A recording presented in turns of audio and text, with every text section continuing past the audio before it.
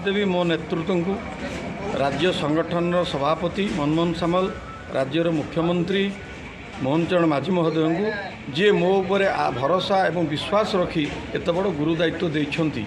कृषक मु आगामी दिन में ओडिशा रे कृषि और कृषक एमानकर किभली भाव उन्नति होब किभली भाव एंकर समस्यार समाधान होब एवं ए जो विकासमुखी सरकार जे कृषक को कृषि को गुरुत्व दौरान से सहित काम कर कृषक मानकर समस्या पहुँचई तार समाधान कर किभली भाव कृषि रे उन्नति घटिब ओडिशा रे एवं ओडिशा भारत रे 1 नंबर हम ये रहिबो आमर आगामी दिनर कार्यशैली और खसड़ा।